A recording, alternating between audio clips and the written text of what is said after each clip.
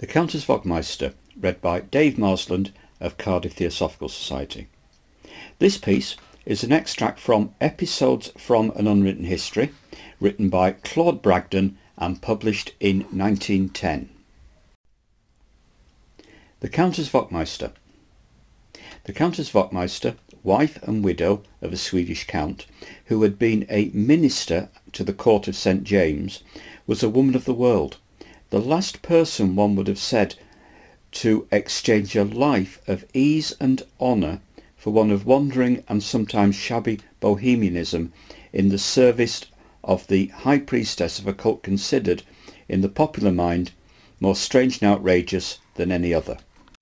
But a great and generous spirit struck off the golden chains which bound it, and followed a light which to the world was darkness, considering the world well lost for the privilege of living in close intimacy with one whom she considered to be the wisest and noblest of humankind. Her first glimpse of HPB was in 1884 at the Synods in London. This is her description of their meeting. My reception by my hostess was cordial, and I was at once introduced to Madame Blavatsky. Her features were instinct with power, and expressed an innate nobility of character that more than fulfilled the anticipations I had formed. But what chiefly arrested my attention was the steady gaze of her wonderful grey eyes, piercing yet calm and inscrutable. They shone with a serene light which seemed to penetrate and unveil the secrets of the heart.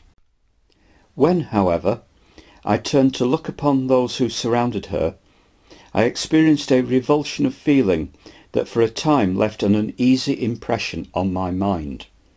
It was a strange scene that met my view.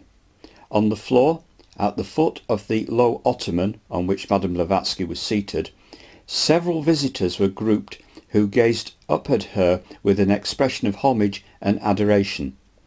Others hung upon her words with a studied show of rapt attention, and all seemed to me more or less affected by a prevailing tone of flattery. As I sat apart and looked at what was passing before me, I permitted suspicions, which I have since learned to be perfectly groundless and gratuitous, to rest in my mind. I could not then tell that her nature was inherently incapable of degrading its powers and its great mission to the purpose of a cheap popularity. The Countess saw Madame Blavatsky once more before leaving London, though this time no words passed between them, and she had no expectation of their ever meeting again. But one evening, to her great surprise, she received a letter addressed in an unfamiliar handwriting, which proved to be from HPB. In it, she invited the Countess to come and see her in Paris, as she was anxious for a private interview. The temptation to know more of one whose personality interests her so profoundly decided the Countess to return to Sweden via Paris. The promised interview did not take place in that city, however, but after many delays and difficulties, at Enghien, at the country seat of the Countess d'Ademars, where both women were guests. It was one of those communion of souls, of precious memory, in which destiny for a moment lifts the veil from its face. Madame Blavatsky told the Countess many things which she thought were known only to herself, and declared that before 2 years had passed she would devote her life wholly to Theosophy. This prediction, which, owing to the circumstances of the Countess's life, seemed impossible of fulfilment, came true punctually within the time named, and in the following manner.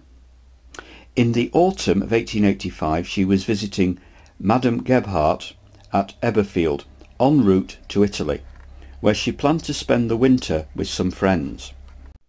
As the time for her departure drew near, Madame Gebhardt spoke to her of a letter she had received from Madame Blavatsky, in which she deplored her loneliness, saying that she was ill in body and depressed in mind.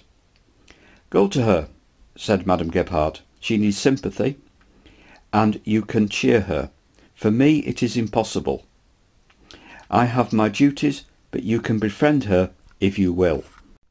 The Countess decided that if HPB desired her company, she would spend a month with her before starting for the south.